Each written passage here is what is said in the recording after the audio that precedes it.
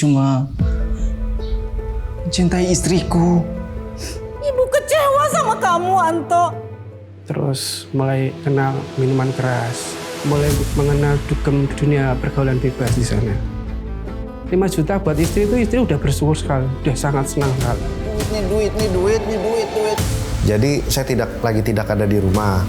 Mama saya dibunuh pada malam itu. Sambil saya melangkah ke tangga ke kamar atas untuk buka CCTV, kan saya lewatin ruang utama dulu. Saya udah lihat mama saya terkapar di samping itu, dan dari pintu masuk sampai pintu masuk seluruh rumah itu darah semua. Sahabat, bayangkan jika hidupmu terus dipenuhi oleh kejadian-kejadian buruk. Kehilangan orang yang kamu sayangi, hingga penyesalan akibat dosa dan kesalahan yang terus-menerus membelenggu tanpa ada jalan keluar. Di momen ini kita hanya dihadapkan dengan 2 pilihan. Terus tenggelam di dalam penyesalan dan kepahitan, atau mau melepaskan semuanya dengan sebuah pengampunan. Hal ini juga dialami oleh seorang sahabat yang bekerja di kapal. Hidupnya terjebak di dalam perjudian, mabuk, perzinahan, bahkan pencurian. Sampai pada titik ia mengalami penolakan dari ibunya karena memutuskan untuk berpindah agama. Penasaran dengan kisahnya? Ayo kita saksikan bersama-sama. Bu, buka pintunya, Bu. Bu, maafin aku, Bu. Aku cuma mencintai istriku. Ibu kecewa sama kamu, Anto.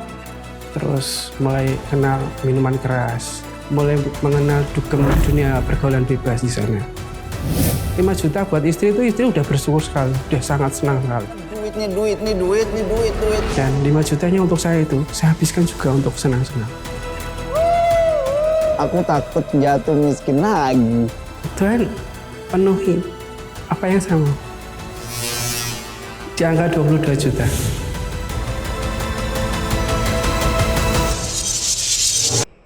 Jadi saya menikah dengan istri saya. Dulunya saya Kristen, saya ikut istri saya karena saya mencintainya. Akhirnya saya pindah ke agama seberang untuk pernikahan. Tapi dari ibu saya melarang waktu itu. Ibu saya tidak merestui. Ibu saya marah sama saya. Pergi kamu dari sini, Anto. Ibu nggak mau lihat kamu lagi. Bu, maafin aku, Bu.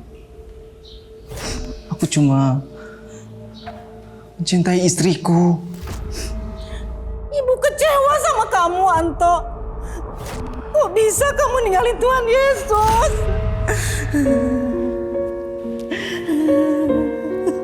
Aku nggak bermaksud ninggalin Tuhan Yesus, Bu. Aku cuma pengen bahagia. Pergi kamu dari sini. Bu, Pergi. Pergi. Karena ibu saya kecewa karena saya meninggalkan Tuhan Yesus.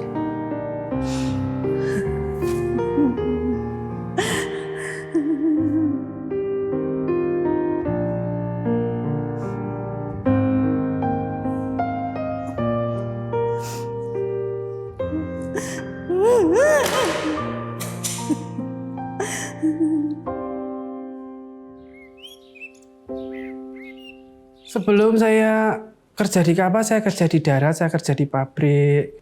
Waktu itu saya gaji cuma UMR, Bu. UMR zaman 2009 itu sekitar 800-900 ya, pas-pasan. Dengan UMR segitu, kerja di kota, istri anak di kampung, saya kan di kota harus ngekos. Jadi uang segitu kepotong ngekos, kepotong makan, kepotong biaya transport, dan lain-lain sebagainya. Akhirnya yang masuk ke kantong istri dan anak-anak kan tinggal separuhnya, tinggal 400-500, itu minim sekali. Akhirnya saya cari loker, daftarlah saya di sekolah pelayaran. Itu modalnya saya pertama itu gadein BPKB motor. Terus keterima, ngawali memang dari nol. Kalau di pelayaran itu ada grade-grade-nya. Dari mulai klasi sampai nakoda, itu saya mulai dari nol.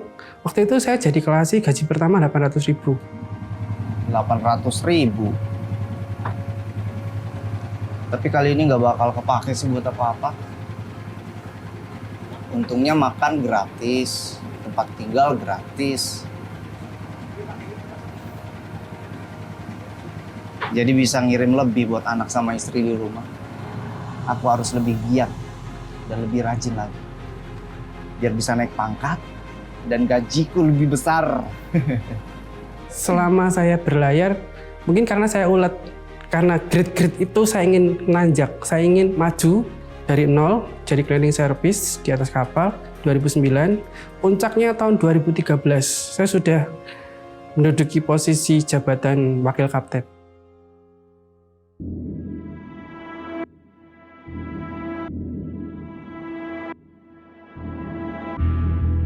Nah, itu saya hijrah ke luar negeri dengan gajinya sudah fantastis waktu itu, 10 juta. Saya kayak orang kaya baru yang kaget. Di situ saya mulai lupa diri. Ibaratnya udah mulai keluar jalur.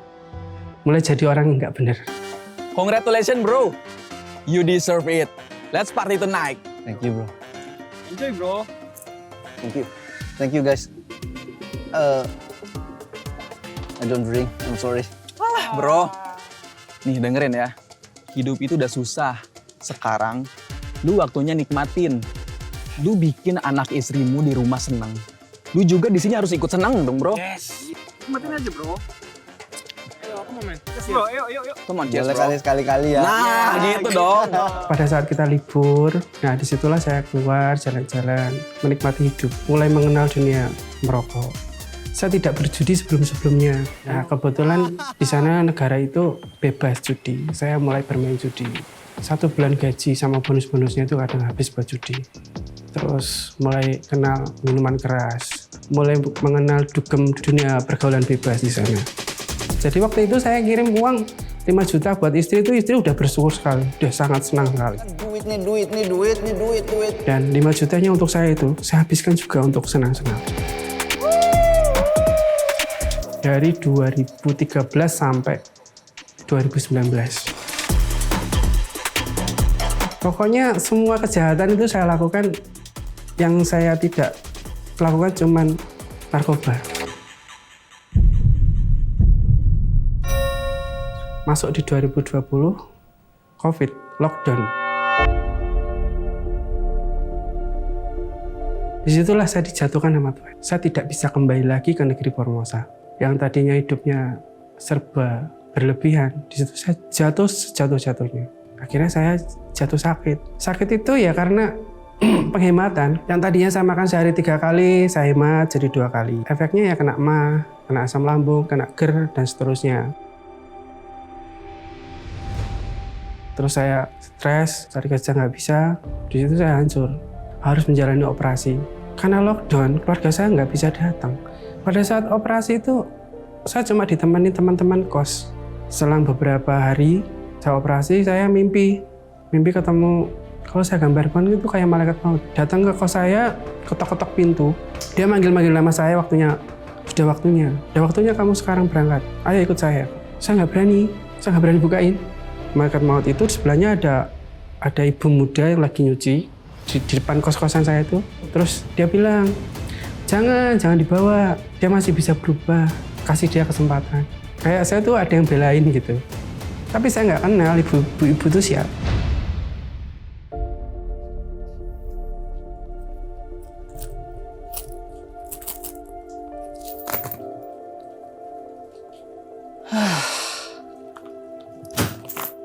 Cari pekerjaan di laut susah, cari kerjaan di darat susah, nggak ada yang terima. Semua orang PHK masal waktu itu. Akhirnya saya SOS, nonton YouTube, sahabat CBN. Di situ kan ada nomor teleponnya. Akhirnya saya beranikan diri untuk menghubungi. Tolong bantu saya keluar dari masalah saya ini. Mereka cuman bilang, saya bantu doa ya Pak, agar permasalahan Bapak bisa selesai. Agar Bapak segera dapat pekerjaan. Dan situasi kondisi di negeri kita membaik. Waktu itu saya marah. Saya nggak butuh doa. Saya butuh duit buat makan. Kok malah doa? Gue tuh butuh duit buat makan. Ngerti gak sih? Sama aja. Kan sifat kemanusiaan saya kan masih tinggi, saya kan nggak kenal sama Tuhan gitu loh. Saya belum kenal kuasa doa itu seperti apa, saya belum kenal. Sampai saya waktu itu sempat nasar. Kalau memang Tuhan Yesus itu ada, aku mau tantang kau Tuhan. Kembalikan posisi saya saat dulu. Dan berikan saya pekerjaan dengan gaji yang besar seperti dulu. Kalau memang Tuhan Yesus bisa ngasih saya pekerjaan dengan gaji 10 juta, saya mau tobat, saya mau ikut Tuhan Yesus. Saya nantangin Tuhan. Saya mikirnya kan nggak mungkin Tuhan bisa nolong saya.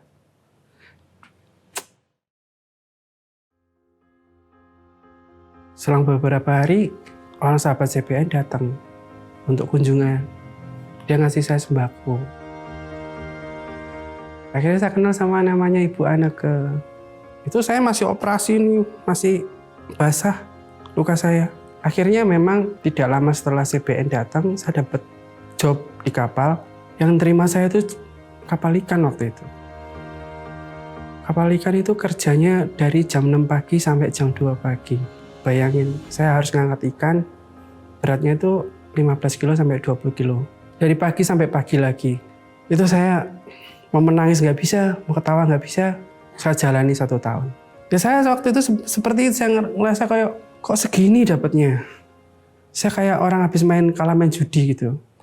Kalau cuma dapatnya sekian, itu buat istri saya aja kurang. 3.300.000. Kok cuma segini ya? Elah. Pagi siang malam kerja, kenapa cuma segini? Setelah itu tahun pertama saya pulang, finish kontrak. Saya bilang sama Tuhan, saya belum tobat ya Tuhan. Saya akan minta S10. Akhirnya di tahun kedua saya dapat kapal lain lokal. Nggak main di luar negeri, main di lokal. Gaji 5 juta. Saya mulai merintis kan, aku senang di sini, dapat kontainer. Kerjanya lebih enak, makannya lebih enak. Suasana juga bagus. Bertahan sampai tahun kedua udah naik 7,5. Di sana 2 tahun, saya pulang. Saya ngomong lagi sama Tuhan, ini belum ya Tuhan. Padahal Bu Anneke sama Mas Kalik itu sudah terus ngajakin untuk dibaptis. Pak, kapan pulang? Baptis ya Pak? Saya bilang, belum ya Tuhan Yesus. Ini baru 7,5. Saya akan minta 10. Saya bilang, tahun keempat, lockdown udah selesai, COVID udah selesai, akhirnya keluar negeri dipermudah. Saya dapat di kapal Cina dengan gaji 10 juta. Wah, saya jalani 1 tahun.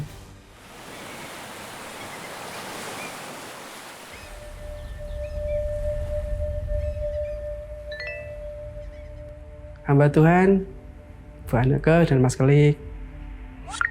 Kalau ada waktu Pak ya, jangan sampai menyesal.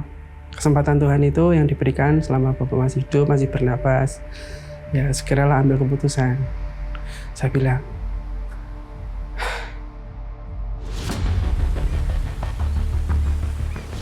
Bu Anneke. Cukup sabar ya, udah 5 tahun. Iya sih 10 juta Tuhan Yesus. Tapi aku takut jatuh miskin lagi. Kasih 1 kesempatan lagi. Kalau jatuh miskin lagi ya percuma kayak kemarin juga jadinya kan. baru tahun kelima, saya dapat job lagi itu. Tuhan penuhi apa yang saya mau. Di angka 22 juta.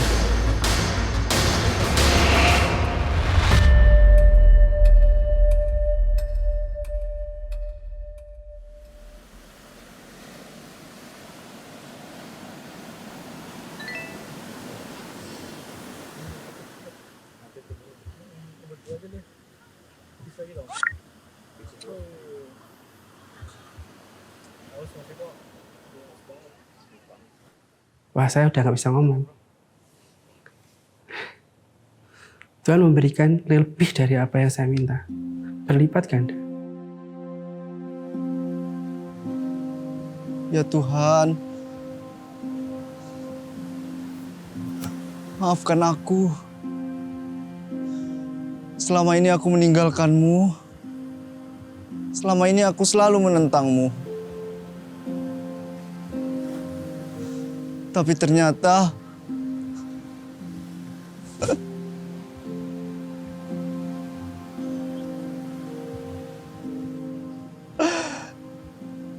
di saat semua orang meninggalkanku, justru engkau tidak pernah pergi dariku. Engkau selalu ada di sini.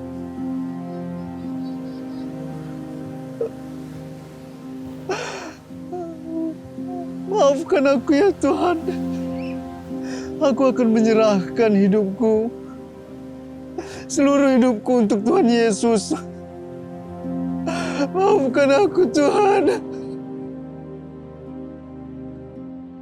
Akhirnya saya datang ke gereja, ketemu sama Bu Anega sama Mas Kolik.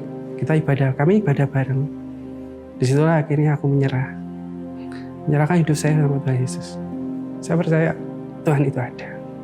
Setelah isi baptis, berkat Tuhan itu tidak berhenti. Saya ketemu sama orang tua, beliau mantan koki di Eropa. Cuma beliau sudah pensiun.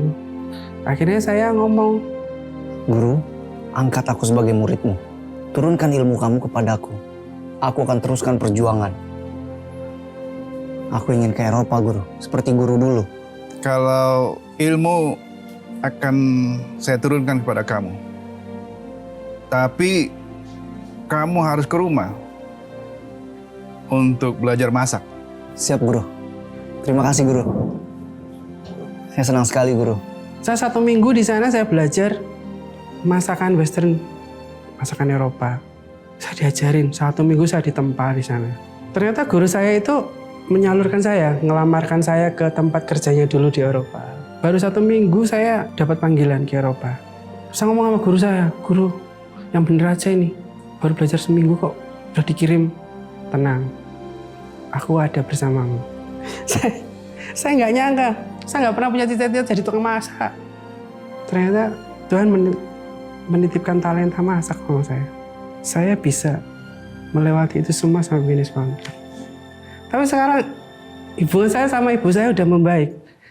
Begitu saya bilang, Bu, saya udah dibaptis kembali ke gereja. Wah, senang banget. Senang banget.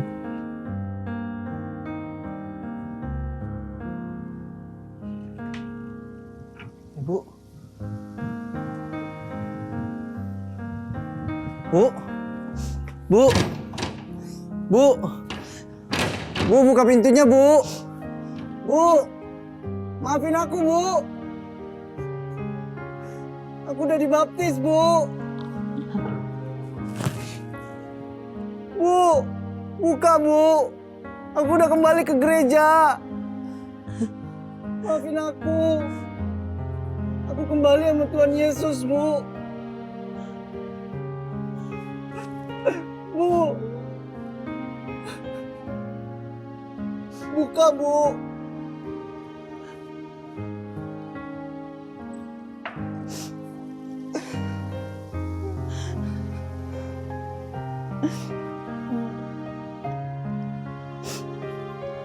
Maafin aku, Bu. Beneran kamu, Nak? Iya, Bu. Bu, maafin aku, Bu.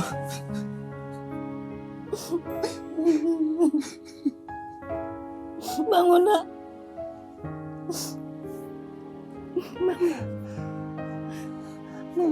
Maafin Anto, Bu. Iya, sudah Ibu. Ibu senang dengar kamu pulang, Nak. Semoga kamu tetap dalam keadaan iman ya, Nak. Seperti halnya Ibu, dalam keadaan apapun, Ibu selalu setia kepada Tuhan Yesus. Aku janji, Bu.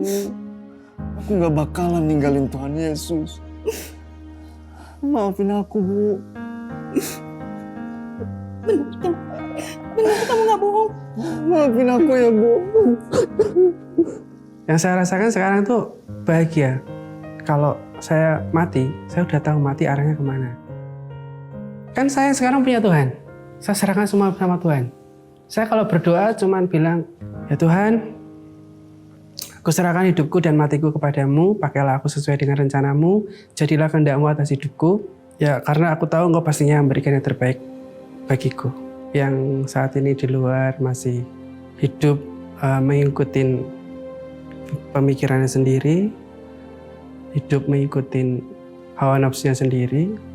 Saya mau pesan, tolong berhenti. Saya sudah ngalamin semua itu. Dari sakit sampai senang, sampai sakit lagi, saya sudah melewatin dan bisa merasakan beda ketika saya ikut Tuhan dan tidak ikut Tuhan. Saya bersyukur masih diberi kesempatan. Seperti yang wanita itu dalam mimpi itu, tolong jangan dibawa dia sekarang. Dia bisa berubah, beri dia kesempatan. Dan saya bersyukur diberi kesempatan untuk memperbaiki hidup saya yang rusak.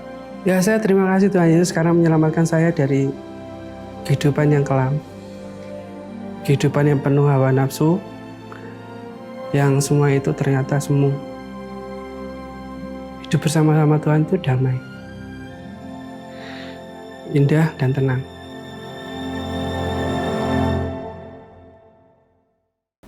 Sahabat, kisah tadi mengingatkan pada kita bahwa kasih Tuhan tidak pernah mengenal batas kepada kita, anak-anaknya. Sekalipun seseorang telah jatuh begitu dalam, namun ketika ia mau bertobat dan kembali, maka kasih Tuhan siap untuk menyambutnya dan memulihkan hidupnya. Namun jika hari ini kamu terjebak di dalam rasa penyesalan akibat dosa dan kesalahan yang begitu dalam, jangan biarkan itu menjauhkanmu dari kasih Tuhan. Kamu bisa bercerita kepada kami dengan cara menghubungi nomor yang ada di bawah ini. Kami siap untuk menemanimu dan mendukung kamu di dalam doa. Kami tunggu ya.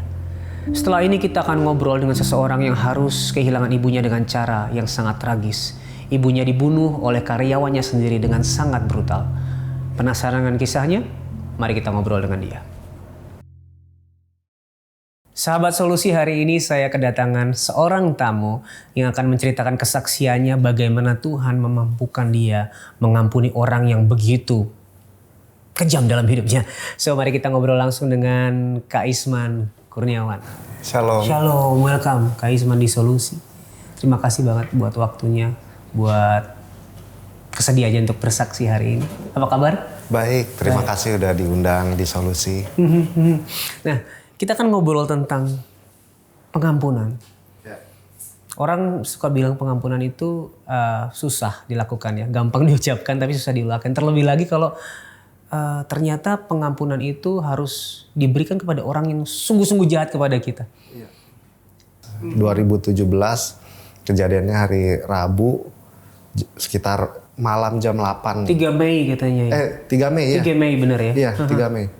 Nah, jadi saya tidak ada di rumah. Pada waktu itu ya mama saya dibunuh pada malam itu.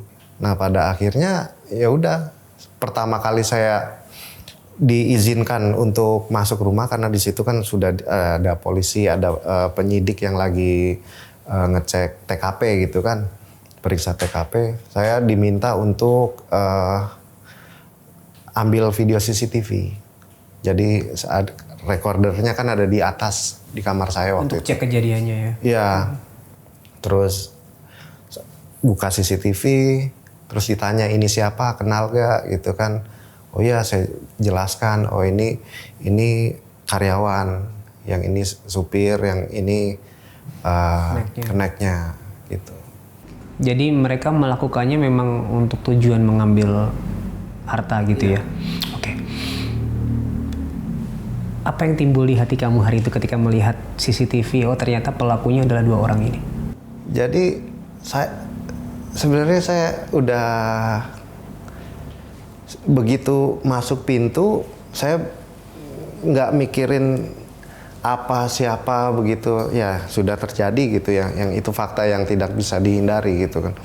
Sudah terjadi ya, di situ apapun terjadi bagaimanapun, sambil saya melangkah ke tangga ke kamar atas untuk buka CCTV kan saya lewatin ruang utama dulu. Saya udah lihat mama saya terkapar di samping itu, dan dari pintu masuk sampai pintu masuk seluruh rumah itu darah semua.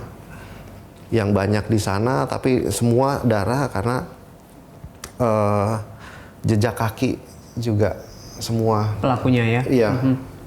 Jejak kaki sambil saya melangkah ke tangga ke atas, di hati saya ya ampuni, ampuni, ampuni. Sempet bingung gak sih, kenapa sih harus di hati ngomong ampuni? Padahal seharusnya ya kan marah gitu ya. Ya, karena saya ya puji Tuhan mengerti tentang kebenaran firman gitu. Ya, ajaran Tuhan Yesus itu sendiri adalah kasih. Jadi mau sekecil apapun, sebesar apapun kesalahan orang, kita harus ampuni gitu, tanpa batas. Banyak orang bilang ya, di momen seperti itu sulit mengampuni.